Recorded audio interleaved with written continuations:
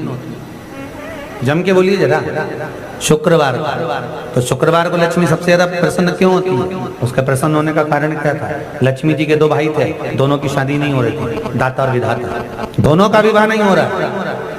और दाता विधाता के लिए लक्ष्मी बड़ी परेशान थी, रोज नारायण से कहती थी प्रभु कुछ कृपा करिए, दाता विधाता का विवाह नहीं हो रहा, उम्र होती चली जा रही, इनका कुछ करिए प्रभु, आप नारायण आप कुछ तो कर सकते हो। भगवान नारायण ने तब लक्ष्मी से कहा एक काम करो, बेलपत्री के पेड़ के नीचे बैठकर लक्ष्मी तुम अनुष्ठान करो तुम्हारे भाइयों के विवाह के लिए। इसलिए आज भी हमारे हिंदू धर्म की रीति है कि बेलपत्री के पेड़ के नीचे शाम के समय लक्ष्मी का वासा होता है। इसलिए लोग इस बेलपत्री के पेड़ के नीचे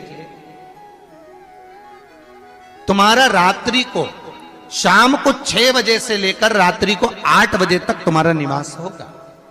जैसे पीपल के पेड़ में देवताओं का निवास, आपको आप लोगों ने यदि पद्म पुराण पढ़ी होगी या सुनी होगी तो उसमें स्पष्ट कहा है, पीपल के वृक्ष की गणना, ध्यान देना, पीपल के वृक्ष में सुबह 4 बजे से लेकर 7 बजे तक ब्रह्मा जी का वासा होता है। पीपल के वृक्ष में सुबह 7 बजे तक ब्रह्मा जी का वासा, 7 बजे से लेकर 10:30 बजे तक पीपल के वृक्ष में भगवान विष्णु का वासा होता है। कितनी बजे तक? 10:30। 10:30 से लेकर 11:30 12 बजे तक पीपल के वृक्ष में पितरों का वासा होता है। इसलिए हमारे यहाँ पितरों को श्राद्ध पक्ष में जो भोजन कराया जाता है वो 10:30 से 12 के बीच में कराया जाता है। 12 बजे के बाद पीपल के वृक्ष में दोपहर के 1:30 बजे तक आहूतों का वासा रहता है। आहूत कौन? जो गर्भ में शांत हो गए, जो कुंवारी अवस्था में शांत हो गए, जो जन्म लेने के बाद उनका विवाह नहीं हुआ और शांत हो गए, उन आहूतों का वासा उस पीपल के वृक्ष में दोपहर में 1:30 बजे तक रहता है। उसके बाद में प्रेतों का वासा चालू होता है। इसलिए दोपहर के समय पीपल के पेड़ की परिक्रमा नहीं होती। फिर शाम को 4 बजे से 7 बजे तक पीपल के वृक्ष में शंकर जी का वासा होता है। इसलिए शाम के समय पीपल की परिक्रमा नहीं होती। 7 बजे के बाद में पीपल के वृक्ष में रात्रि को 9 बजे तक कुबेर का वासा होता है। फिर 9 बजे के बाद में प्रेतवास चालू होता है पीपल के वृक्ष में। उसी तरह बेलपत्री का जो वृक्ष है, उस बेलपत्री के वृक्ष के नीचे रात्रि को 8 बजे से लेकर 12 बजे तक बेलपत्री के पेड़ के नीचे कुबेर का निवास होता है। महाराज कुबेर का निवास। प्रयास करा करो इसी बेलपत्री के पेड़ के नीचे हम दीप लगाएं, घी का दीप। यदि संपदा की कमी हो तो, अगर भगवान ने खूब संपदा दी है तो भले मत लगाओ, कोई दिक्कत।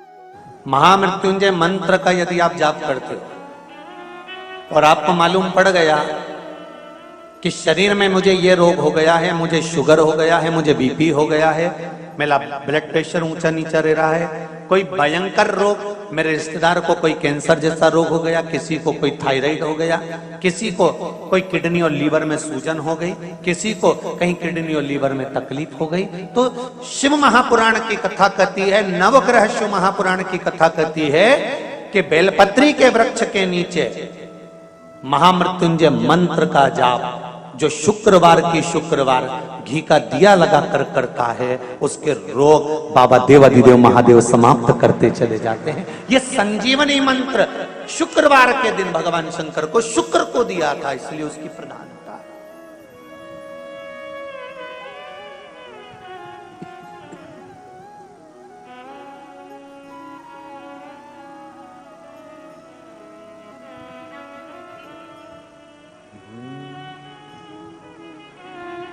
ये वो संजीवनी मंत्र। शुक्रवार के दिन बेलपत्री के वृक्ष के नीचे बैठकर घृत का दिया लगाकर शरीर में जो रोग है उसका स्मरण कर कर शंकर जी से विनय कर कर, हे भोलेनाथ, आपने शुक्र देवता को संजीवनी मंत्र दिया है, तो क्या आप मेरे को वो मंत्र प्रदान नहीं करोगे? मेरे रोग, मेरी बीमारी, मेरे दुख को आप नहीं हरोगे?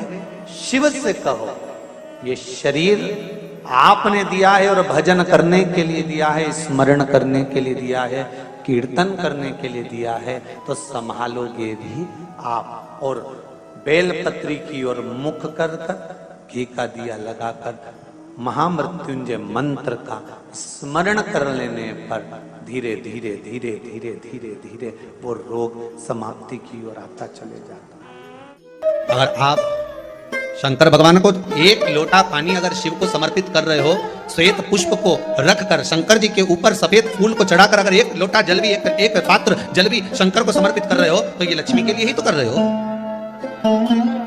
और कौन सी लक्ष्मी? पूर्ण लक्ष्मी, पूर्ण लक्ष्मी। आपको पहले भी कथा में कहा, एक बार भगवान विष्णु के सामने लक्ष्मी मैया ने बहुत तेज स्वर में कह दिया था, नारायण, दुनिया के लोग आपका नाम जपते हैं, दुनिया के लोग नारायण नारायण कहते हैं, दुनिया के लोग आपका भजन करते हैं, पर सत्य मायने में कहूं ना तो मेरे बिना दुनिया के लोगों की नहीं चल सकती, मेरे बिना दुनिया नहीं चल सकती, संसार मेरे बिना नहीं चल सकता। भगवान विष्णु ने कहा ये तो गलत है लक्ष्मी आपका कहना। एक दिन लक्ष्मी को अहंकार आ गया, अहंकार के संबोधन जब माता लक्ष्मी करने लगी तो भगवान उसी समय पर भगवान विष्णु को क्रोध आ गया और भगवान विष्णु ने कह दिया, लक्ष्मी तू इतनी बड़ी बड़ी बात कहती है कि तेरे बिना नहीं रह सकती संसार। मैं तुझे कहता हूं लक्ष्मी तू अपूर्ण है, तू अपूर्ण है, तू पूर्ण कब हो गई?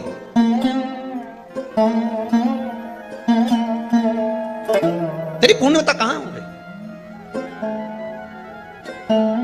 लक्ष्मी की आंख से आंसू बहने लगे। आज आपने मुझे अपूर्ण कहा, आपको मालूम है आप मुझे अपूर्ण कर रहे हो? आपको ये ज्ञात हो रहा है आप मुझे अपूर्ण कर रहे हो? भगवान कहते हैं हाँ लक्ष्मी मैंने तुझे अपूर्ण कहा। अपूर्णता का मतलब आप जानते हो ना? भगवान कहते हैं लक्ष्मी मैं सब जानता हूं। लक्ष्मी रोती हुई माता सरस्वती के पास पहुंच गई। सरस्वती ने पूछा क्या बात है लक्ष्मी, क्यों रो रही हो? लक्ष्मी जी ने कहा क्या बताऊं सखी, मेरे पति ने आज मुझे अपूर्ण कर दिया। तो क्यों रो रही है तू? अपूर्ण अगर कह दिया, पति ने तो कहा है ना, तो क्यों रोना? चल मेरे साथ। और सरस्वती मैया माता लक्ष्मी को लेकर सीधे पहुंच गई माता पार्वती के यहाँ। माता पार्वती के यहाँ जब पहुंचे, माता पार्वती ने लक्ष्मी जी को देखा और सरस्वती को देखा तो पूछा कि बात क्या है, क्या हो गया ऐसा, क्या हुआ, क्या है ऐसा जो तुम दोनों आज मेरे पास में आई? क्या हुआ?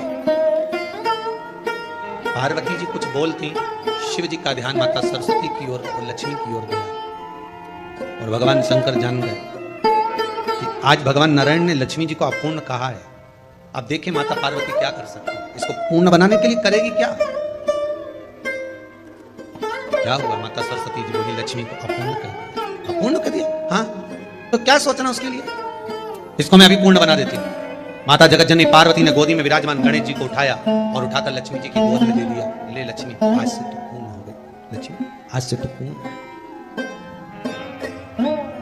गोदी में जब तक संतान नहीं है तो नारी को लोग अपूर्ण समझते हैं, पर माता पार्वती जी ने संपूर्ण ब्रह्मांड में एक सिद्धता प्रदान कर दी कि अपने गोदी के लाल को, अपने गोदी के पुत्र को माता ने लक्ष्मी की गोद में देखकर लक्ष्मी को पूर्ण बना। वो दिन कौन सा था? लक्ष्मी को पूर्ण करने का